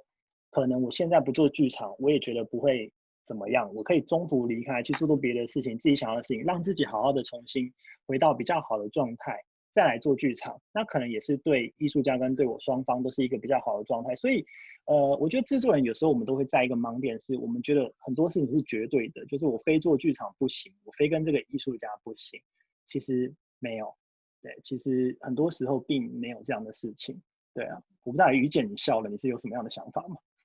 对，这值得让人省思，就值得思考的一个问题。对，因为之前好像我们有一个共同的朋友，他就有说过，制作人的身份就好像一座庙宇。对，就大家就来，然后求签，然后我们就是那个拜拜这样，对，让这个愿望成真这样子。但是作为这个庙宇，我们要怎样去做这个所谓的内部平衡啊？就是我们自己的情绪管理这样子。对，我想要说，比方说，我不是蛮长期我跟沙妹的王家明导演工作，那我觉得我们有一个很好的工作默契，但我觉得那个很好的工作默契在于，也不是因为我跟他工作10年，所以他10年里面他要做任何的 production 都一定要我做 producer 不可，而是他也可以去跟不同的制作人合作啊，他也可以去找不同的制作人，我也可以跟不同的艺术家合作，一样嘛，双方都有这样子的权利。那他跟不同的人合作的时候，他就会知道这个作品适合怎么样的制作人，他才有机会能够了解到哦，因为制作人不同，有一些状态是不一样的。我也很幸运的是，我也跟不同的艺术家合作，所以我能够去学习跟不同的艺术家沟通的方法。所以我觉得双方都有这样的弹性，它才是好的，而不是说我们今天已经是一起做一个作品，所以未来我们都必须要绑在一起。我觉得好像不用把脑袋放得这么死，因为有时候制作人并不是，我自己也知道我有什么事情适合做的，我有什么事情是不适合做的，所以制作人也有拒绝的权利跟选择的权利。对，因为最近可能就是经常有一些讨论，就是会提出，制作人对艺术家的陪伴，就是在这段成长过程。那你自己是怎么看这样子的一个说法？是陪伴吗？还是就是一个互相刺激成长？还是就是双方有一个共同的理念？这样的一个关系，就是你个人觉得呢？我自己觉得，因为陪伴这个词有点好像我们变成是制作人的艺术家 babysitter 的一个感觉，就是陪伴。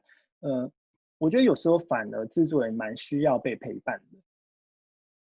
就是我自己会觉得制作人很多时候是需要被陪伴的一个角色。对，那这也是为什么很多制作人闲不下来的理由嘛，就是你要找很多的工作去做，因为反过头来讲，其实制作人是需要被陪伴，所以我觉得它是双方的一个陪伴的过程。但我觉得，与其我们说是陪伴，反而是跟艺术家怎么样共同成长，或者是共同去找到新的方法、新的好玩的事情去做。那我觉得那个其实是就很单纯啊，就跟人的相处一样，你的认识不够深的话，其实很难全心全意的把你想要做的事情交给对方。所以我觉得利用陪伴这个词，可能是提醒制作人需要花更多时间去了解你的艺术家，不是只有了解他的作品，你可能要了解说他生活面临什么样子的压力，他有什么想做跟不想做的事情，你才能够给他更好的建议跟更好的管道。对。那你既然这么大挑战这个工作哈，那你个人觉得最吸引你一直留下来到现在的一些因素有哪些呢？我觉得最新我其实以前最早是想要去迪士尼乐园工作。真的。对，因为我觉得迪士尼乐园工作就去的时候是一个梦的国度嘛，就好像大人小孩去那边都可以得到很好，就是变得一个新的人，然后都会很有精神这样子。那我为什么会选择在剧场工作？是因为我最早做儿童剧的时候，其实儿童剧小朋友的反应是很直接的，所以当你看到这些小朋友把你给他们的东西都信以为真，然后他们100%相信你创造的那个世界的时候，其实是很感人的。那后来就包含刚刚我讲的，比方说像高中生的那个演出做完之后，现在里面可能6个演员，现在有4个去念了戏剧系，我不知道这是好的影响还是不好的影响。但你要知道，制作或者是做剧场这件事情是有机会影响跟改变别人的思考，甚至别人的生活的。那当你意识到这件事情的时候，你会知道你做的事情是有意义，而不是我只一直在生产作品，大家看完就结束。有时候可能大家看了这个作品，他们会回过头重新去审视他的人生。比方说，我做了 Michael Jackson 那个作品，因为他是在讲台湾的80年代，那我们做的那一年其实已经是2000多年了，所以很多是爸爸带着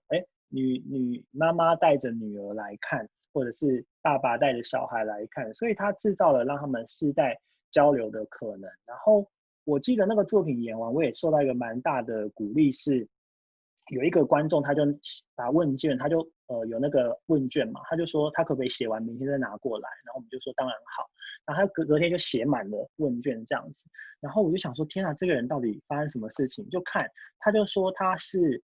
他是当年 Michael Jackson 去台湾开演唱会的时候被 Michael 抱上台的那个 baby， 然后他说，但他从来没有机会可以回想说他看 Michael 的表演或 Michael 的音乐文化是什么，所以他非常感谢我们做那个作品，然后他觉得这件事情他是一辈子很开心很得意可以拿来自傲的一件事情。对，那我就觉得啊，没想到我们只是做一个跟 Michael Jackson 有关的事，可是却可以勾起那一个人他回想起他以前被 Michael 抱起来的回忆，然后他也说，因为中间可能有一些新闻报道是讲比较负面的，就是 Michael Jackson 一些比较负面的报道，所以他也不太好意思跟大家讲说他就是那个被抱起来的 baby。可是因为重新看了这个演出，他才重新去思考，这件事情对他来讲其实是很重要的一件事情，这样。所以因为有这些，比方说这些人的分享跟回馈，如果没有观众的存在，我觉得其实就很难继续，所以我们是很需要观众的。好，那我们这里有参与的朋友举手，国文，国文想要发问是吧？我有2个问题，其实我有点好奇，就是说，因为其实之前谈到说，可能现在国际市场有很多可能公开让大家去把自己的作品介绍给到国外去演出嘛，然后以你自己制作人，因为刚才你提的一些例子，可能说，当你自己想要主动去制作一些演出的时候，可能还好，因为你可以主动性的去申请补助什么什么的，但是我有点好奇的想问说，一个独立制作人，比方说之前这些国际所谓的这种市场，你有去身为一个制作人去推自己剧团的这个作品，然后那个推的过程的经验是什么？然后成功的例子有多少？我先讲一个事情是，国际市场我其实会有2个身份。我在参与国际市场的时候，我通常有2个身份。第一个事情是因为我自己现在也在国际市场工作，我在 TPAM 工作嘛。那 TPAM 就是一个国际市场。我自己做人有一个原则是，我如果今天在 TPAM 的时候，我就不会去告诉大家我是一个独立制作人，我不会在自己工作的国际市场去推自己的艺术家。因为我觉得那个其实是会让大家很混淆，就想说这个人到底你是在帮这个平台工作，还是你在替自己工作？所以通常我在 TPAM 的情节，我是不太会去介绍自己的作品。但是反过头来讲，比方说我以独立制作人的身份，比方说去了英国或者是去了德国跟澳洲的一些国际市场的时候，我就会蛮积极主动的去推广自己的表演艺术。但你推广自己的作品的时候，你要去思考一个很重要的事情是，国际市场当你今天放到国际的时候，即使你是在台湾很知名的团体，可是你在国外的时候起跑点跟所有的团体是一样的，因为对方可能不知道这个台湾的艺术家跟另外一个台湾的艺术家的差别，比方说这个团比较有名，这个团比较不有名。所以我觉得很好的方式是，我通常会直接把台湾的要素跟文化整合在一起。比方说我在国际市场做的 PowerPoint 的时候，我通常会先去介绍台湾是什么，台湾有什么样子的文化，台湾有哪些原住民，台湾哪些艺术节。那另外一个我比较要求取巧嘛，也就是说比方说在做台湾的作品的时候，我会告诉他们说，台湾有哪些大型的艺术节是有可能跟国外的艺术节做 co-production 的。那等于是说我把这些艺术节作为我的靠山，我就会告诉他说，如果今天你有意愿，他如果是一个场馆，他有意愿跟我做合作的话，那我可以回去找台湾的这样子共同类型的场馆，一起做未来的合作机会。所以其实对我来讲，应该是说要去思考对方他们想要的是什么。那比较有趣的事情是啊，我觉得最近因为很常会有一些挪威、芬兰的一些朋友，最近跟我们有一些比较密切的合作，他们就会意识到他们政府有一些非常针对地区性的合作计划，比方说他就会直接说，我的政府就是要求我要找东南亚的艺术家合作，或者是找东亚的艺术家合作，他会有非常这样的很 focus 的目标。当有这样很 focus 的目标的时候，你就更容易跟他谈。那我其实有时候被这样子问的时候，我就会说，可是我没有负责东亚的艺术，但我可能会试着，比方说把这个窗口引荐给EGen，引荐给其他我知道的在这个领域工作的表演艺术的制作人，让他们能够建起新的管道。然后再回过头来讲，就是说，那有成功的例子吗？其实是有成功的例子，对。但是因为我觉得，有成功的例子它是一件事情，但是以独立制作来讲，我觉得要去想资源的交换，就是你给对方的是什么，对方给你的是什么。那身为一个独立制作，我们能够回馈给对方的，其实并不是说只有一个好的作品。如果今天我通常会以一个更完善的角度是，他今天就算不要我的作品，他觉得我的作品不适合，我也会试着推广其他我认识的华语的艺术家给他，然后试着能够符合他要的作品。因为可能这一次因为他们策展的主题或者是预算的关系，他没有办法邀请我。可是如果今天我跟他建立了好的关系，他可能未来有一天可以邀请我。所以我的成功的案例是，之前有一个国外的策展人来，他其实很喜欢沙妹的作品，但他就坦白告诉我说，他今年预算不够，他没有办法邀请我的节目。那我就回过头问说，那你们今年的主题跟预算是什么？他就告诉我，我就介绍了他另外一个团体。那介绍另外一个团体之后，我们就长期有维持一个联络。后来在4年后，他才重新又写信过来说，我觉得今年好像是有机会邀请你们。也就是说，我并没有因为一次就跟他说拜拜这样子。这是一个我觉得算是可以分享的案例这样。另外一个问题就是，刚才谈到一些国际的共同制作，除了那个想法，除了在两国之间这种交流以外，我想了解一下，说你们在合作上有没有特定的一些比方说主题性在探讨什么的吗？比方说是可能是在社会课题上啊，还是说其他的方面？我先以刚刚沙妹，比方说我们不是跟日本的剧团有合作一个交换手札计划，然后我们最后1年做的作品是《咖啡时光》这个作品。然后《咖啡时光》这个作品，它其实是台湾的电影导演侯孝贤导演原本的电影，我们用这个电影的概念来重新做成剧场作品。那其实在讨论当时要做的时候，为什么第3年要做侯孝贤的这个电影改编的舞台？其实我们有一个更大的愿望，就是希望这个作品不是只在台湾跟日本2地演出。那我们在讨论之后就觉得，比方说像日本导演他其实在法国留学，他就说法国人其实很喜欢电影相关的戏剧作品或剧场作品。那有没有可能我们找一个亚洲的有名的电影大师的作品改编成舞台剧，然后让这个计划有可能去欧洲演出？那再加上当时我们找日本一起合作，其实也有一个想法是，因为跟日本合作之余，我们2边可能都有2边各自可以申请的补助，比方说台湾就可以申请台湾的补助，那台湾这边可能就可以邀请，比方说新加坡或香港的演员加入，再串一地成为三地共治的作品。那我们找日本的人合作呢，日本他们也可以找，比方说他们跟韩国有关系，可以跟韩国串起来。所以其实当时在设定主题的时候，我们其实是除了剧场应该说剧场作品本身的有趣性之余，有更多的讨论是在讨论这个作品未来前进的可能性。那所以当时在做未来前进的可能性的时候，才会觉得从电影这个主题下手，然后去跟尤其是欧陆的策展人推的时候，至少我们可以跟他说，他是一个很有名的亚洲导演侯孝贤的一个作品，然后从中去得到他们想要的一个想法。那我必须坦白讲，另外一个就是说，为什么跟日本团合作，是因为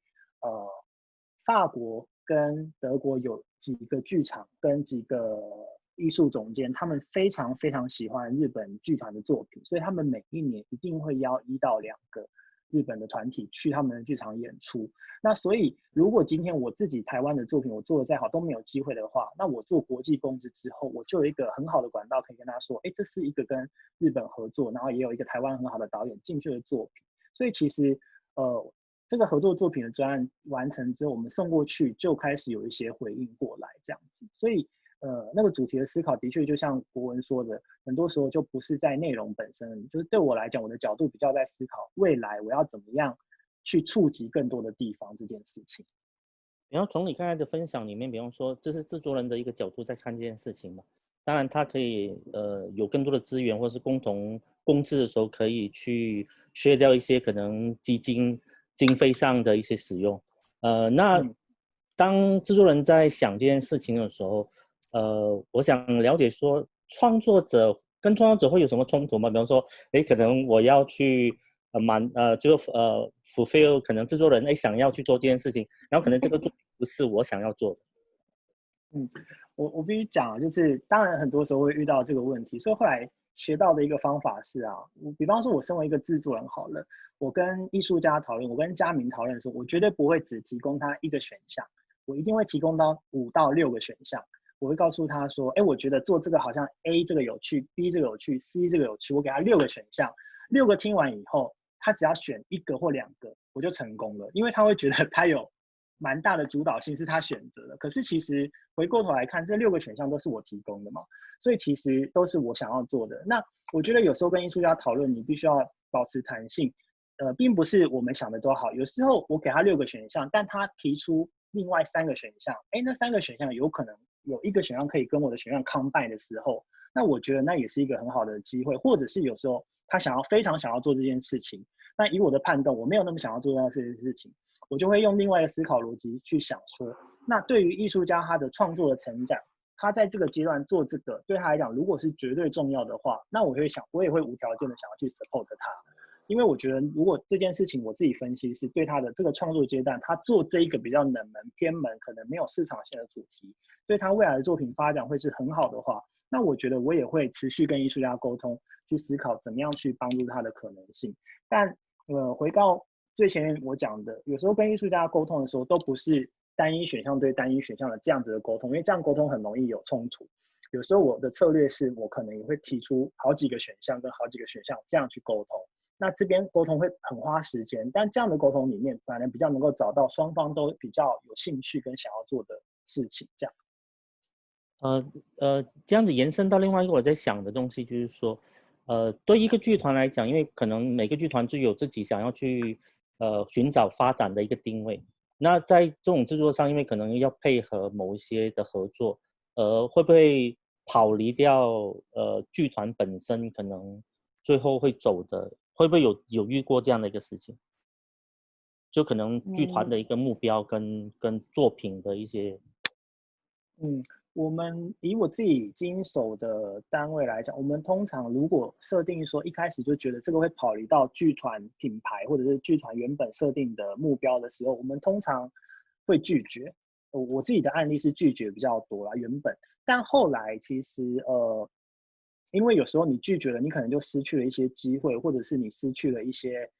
比方说这个 offer 是很好的，但可能跟你想要做的事情没有办法那么 match。可是如果你做了以后，你可能在今年你的收入就比较安稳，所以有时候我们会陷在这个两难的状况下。那后来其实我有一些经手的团体的一个走法是，我们在这个剧团之外，我又设了一个公司，或设了另外一个团体。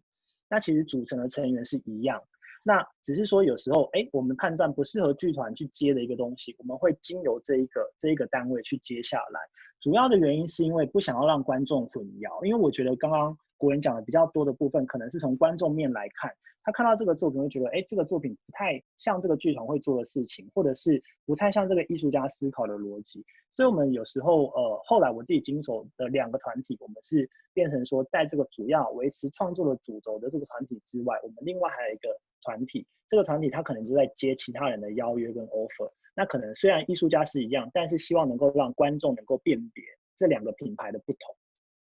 对，感谢国文这一系列的提问都是一些很重要的问题。这里还有另外一个朋友也提出一个问题，就是李一汉，他就说2012年的关渡艺术节，他是动物农庄团队的演员之一，很感谢你的分享。那么在这个后疫情时刻他挺好奇，就是你的新的 project 或者是新的跨国作品是什么呢？我觉得我现在其实是比较反过来，就是说，因为这个新的后疫情时刻，其实造成了很多地方我们无法移动，对不对？我们没有办法跨国移动，所以我觉得反而以我自己身为资文的角度，我就给了我很多时间，更去了解现在的 local 的其他认识不同 local artist 的可能性是什么。也就是说，以往我们想要做合作的时候，都好像突然很想要跟国外的很大的艺术家或比较有名的艺术家或差不多等级的艺术家合作。但我自己现在在思考的事情是，如果我自己的国家里面有一些我完全没有触及的对象，没有认识过的对象，我有没有可能利用这个后疫情的时刻去做我自己国内的国际也不是国际制作，自己国内的共同制作？那个共同制作可能会产生新的火花，这个火花再把它接起来，接去跟国外的单位做合作。所以我的方向比较想说，现在利用这个后疫情时刻去思考我们自己内部的资源有哪些，有什么新的合作的可能。比方说，很多人就觉得说这个导演跟这个导演，那个导演跟我们导演不合，其实我们也没有不合，我们只是比较不熟而已。我们有没有可能利用这个状况，两团去多一些沟通，然后有新的机会产生一个作品？这个作品有没有可能未来再去跟国际的共治产生关系？因为我觉得变成现在因为这个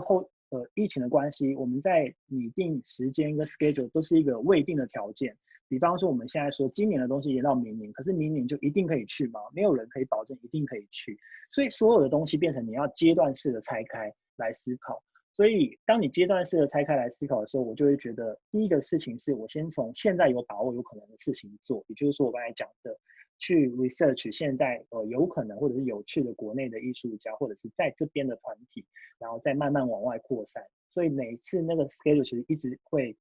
重新被整理，是很需要的这样子。对。那这样，现在后疫情的时刻那你个人对于未来可能3年之内的一些规划是怎么进行呢？就是对3年之内的规划是怎么进行这样？我自己如果是以我个人来讲，我自己3年内的规划，我其实刚好今年原本就算没有疫情，我今年其实是给自己休息的时间，所以我其实是只有做已经合作过的艺术家的工作，基本上不太做新的委托的制作的工作。然后明年是很希望能够放一个比较长的假，去好好的休息跟充电，因为坦白说，我就觉得，因为前几年，因为有时候工作的量太多，然后你量太多的时候，我们做起来工作的效率跟 quality 就不太好。那个不太好，并不是说真的很差很差，但是你现在想起来，就会觉得说，当大家都很全心全意你在要求别人全心全意创作的时候，你自己也要拿出一个比较好的状态。所以我自己原本在没有疫情的状况下，我这2年的给自己的目标就是想要重新整理好自己的状态，然后能够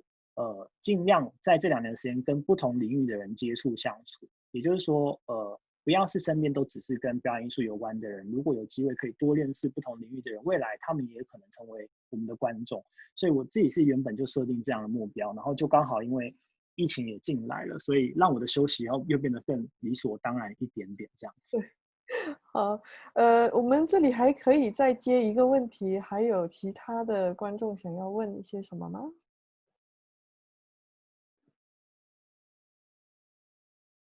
机会难得哦。没有，都没有吗？有的话，我们今天就要结束喽。那最后我可以再问一个，就是也不是说问，就是可能以你的经验，以你个人的经验，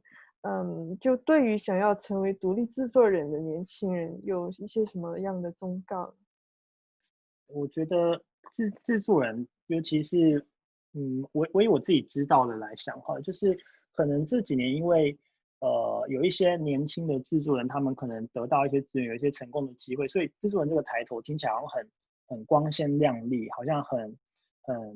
很帅气这样子。可是其实我觉得要成为制作人之前，一定要先思考你是不是适合跟人工作，就是你一定要想清楚，你是不是一个可以适应跟不同的人工作。这些所谓的不同人，就是有刚才一卷讲的，有一些情绪大鸣大放的人，或者是有一些你很难沟通的人。但是当你选择这些职业，其实沟通就变成你很重要的一些工作。你再怎么样不喜欢，你都必须要跟这些人沟通，它其实就是你的工作。那你有没有承受这些压力的能力？然后再来就是你成为制作人之前，你必须要花很长的时间去了解你想要担任制作人的领域是什么。也就是说，我觉得现在台湾有很多的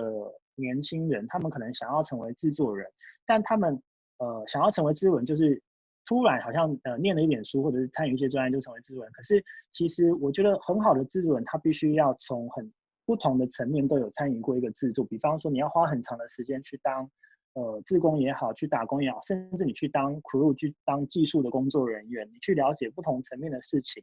然后你还要花很长的时间，这个是你花时间也可能不会遇到，就是你要找到一个跟你可以工作的艺术家，相互信赖的艺术家。也就是说，制作人没有办法独立的成为一个制作人，你成为一个好的制作人的条件是你一定要找到一个跟你情意相同，或者是情意相投，或者是可以互相信赖、互相一起工作的艺术家。对我来讲，找到一个可以一起工作的艺术家是很大的机运的成分，它是很大的运气的成分。那你愿不愿意花那个耐心跟那个时间去等这个艺术家出现，然后还要花很长的时间跟他一起工作，信赖他，彼此信赖，一起往前走。所以它是一个非常花时间的工作范围。所以我自己的提醒是，想要成为制作人的年轻的朋友，好像我们也没有很老，就是比我们年轻一点的朋友，其实你要有很多时间去思考，你的回馈都不会是立即的，不会是立即见效的，不会说你立刻做了什么，什么时候就会有什么的结果产生。但如果你愿意把自己放在这个地方，花很多的时间跟这些人相处，那有一天你就会有机会成为很好的制作人。对，所以耐心其实也是一个很重要的因素。对，那非常感谢今天大家的参与，也很感谢陈汉卿跟我们分享他本身丰富的经验。感谢大家的参与，祝大家有一个愉快的周末。好，拜拜。